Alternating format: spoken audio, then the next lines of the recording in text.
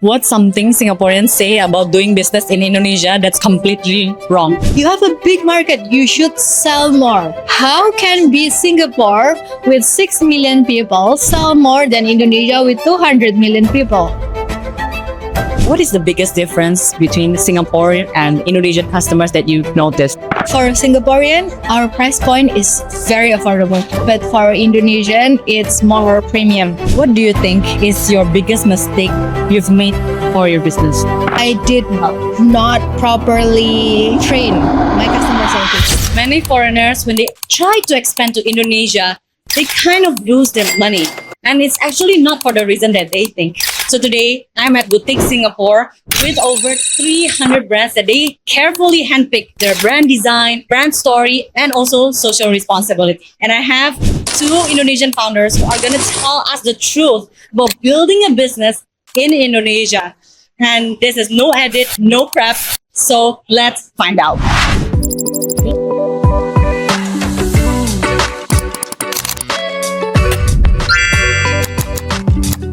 Hi, my name is Catalia. I am the founder of Maison Kolori. Can you tell us how much was the initial investment that you made for this business? I think about 300 million Indonesian rupiah. So How much about is that? 25,000 Sing dollar. Sing dollars, yeah. When did you break even?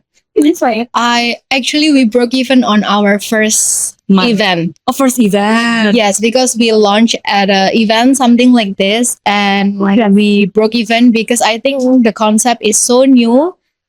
We sold out almost everything, but it's a good problem that I didn't have anything to sell for a few months. A few months. Yes. Oh, it's completely sold out. Yes. Like the best sellers, they really sold out and people just keep asking for that. So we were just finding ways to increase our capacity to produce. Okay. Yeah. And you produce this in Indonesia? Yes, 100% Indonesian made. Wow. Okay.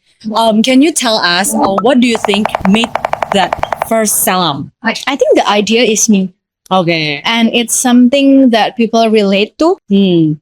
You like to wear white shirts, but it Yes. stains. This one doesn't. Jadi menurut Cici dari point first event sampai sekarang gimana Cici bisa sustain the growth? Honestly, a lot of it have to do with luck. Other bazaar keep inviting us to come and display our product. I think that is like minimal effort from our part. Okay. But from our part, we just keep reinventing what the customer wants. Okay. Yes, from the bestsellers data, then you know what they like. And we just make more models like that. And during events, I love to talk to customers. And most of the people you saw earlier, they told me that I bought it before and I come for it. And then I asked them, do you have any feedback that I can improve on? Okay. Even from Shopee, I think there's a lot of feedback. Good or bad, we try to take it constructively. Yeah. For example, mahal banget ya, 499 tapi packagingnya gitu doang. Oh, okay. So I understand now that actually you need more Effort on the packaging. Yes. Okay. Because it's not enough for the market that I just give them poly mailer. And then some other feedbacks that I got is, oh, in the picture, it looks slightly whiter. Then we try to adjust. Okay. During photo session, campaign session, I try to tell the photographer and videographer as true as possible. If you edit too much juga, nanti dibalikin kok. Ya kan? It's not to their expectation. So might as well I just tell them. Sometimes I take it too hard when they say it's not that nice of a product, but okay, what is not nice? We try to ask them nicely if there's any expectation that we didn't fulfill, and we try to improve. Yeah, I think that's the most important in business juga ya, untuk selalu improve and give the best to the customer. Yes, for example, this new product is actually I did like a freebies before for the other launch, like a button cover. Okay. And then people keep telling me, but it keeps coming off. So I'm thinking, okay, how to make it even nicer? Then we collab this with one of the renowned accessories brand in Indonesia called Gianara. Janara. Ya? Yes, it's a magnetic also. Oh. So it will not trouble any fabric, and you just Clip it on. Yes. So I think if there is no feedbacks, we cannot improve. Yeah. Right. Yes. So as much as sometimes it can be hurtful, I try to take it constructively. Yeah. How can I make it better? Okay. Yeah. Some people complains about jahitannya this part kurang rapi, blah blah blah, and then we go back to the factory and we discuss with them. Kenapa kok jadinya this part itu kayak agak melinting? And then in the next design, we try to avoid that kind of angle. So, is it difficult to find the supplier in Indo? Oh, of course. Okay. Of course, karena pengalaman aku kan kerja di international brand for a very long time, Yeah. and my eyes is very trained. Yes, and trained to see nice things Yeah. all the time. To find someone who is like up to that, yes, it was very challenging actually. Okay. Tapi you eventually found the one. I'm still looking for because it's still not the capacity we what. Yes. Okay. We have some suppliers now that we are comfortable to work with, but it's still not up to the capacity I wish I can reach. Reduce. You mean the demand is more than the supply right now?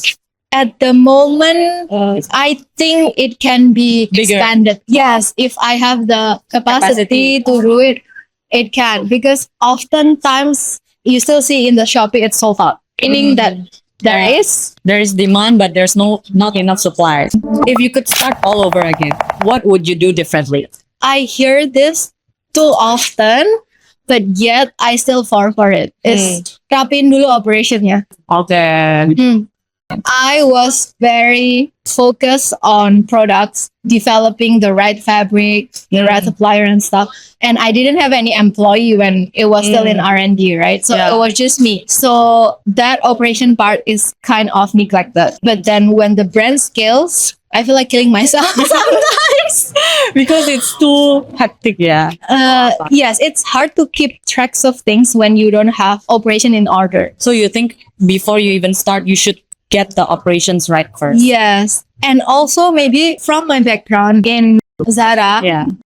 all the apps are ready. I want to see exactly how much this clothes sells in this store at that day. Yeah. I can access. And then I can totally see how many more were coming and things like that. I took it for granted. I know it's very important, but I didn't know like how hard for us to get to that level of operation. Yeah, I took that for granted. Yeah. And now when I'm trying to building my own, it's not that easy. Of course, you don't have the resource. Okay. Tapi that means a lot of investment also needs to go back to the making the operations more effective and efficient. Yeah. What do you think is your biggest mistake you've made for your business? Oh, of course, a lot of mistake. I did not properly train my customer service because I thought it should be automatic. Like you should be helpful, you should be polite. Like Okay. I expected that. Like I didn't think I have to have an Same. SOP. Oh, SOP. Right, and you cannot reply a customer this way. You have to reply that way. I thought it's automatic. It's not. Okay. So train your customer service. Yes, because I think that is the first phase of your brand. Yeah. When people talk to them, they don't know you. They don't know the founder. They don't know what we stand for. They know how bad is or good is the customer service. What is the biggest difference between Singapore and Indonesian customers that you've noticed? For Singaporean, our price point is very affordable. Okay. Yes, but for Indonesian, it's more premium. Yes, I think that is the biggest. Okay. What's something Singaporeans say about doing business in Indonesia that's completely wrong? You have 200 million people in Indonesia. So it's wrong. No, Oh. for them, like, you have a big market. You should sell more. Actually, I got that a lot when I was still working in corporate. Like, how can be Singapore with 6 million people sell more than Indonesia with 200 million people? It's a different ball game. It's a different purchasing power. So I think that is the perception Oh. that people just correlates population and buying power. It's not true. Okay. A lot of brands sells more in Singapore because of the buying power. One sentence. Biggest advice for foreigners expanding business to Indonesia. Oh my god. One sentence. Oh my god. Just do it. Gitu aja, Ci. Investasi itu berapa sih untuk bisnis ini? Oh, berat ini. Biggest advice for a foreigner expanding their business to Indo. Tentunya harus mempelajari Indonesia itu kayak apa ya. Orang Indonesia itu kayak apa.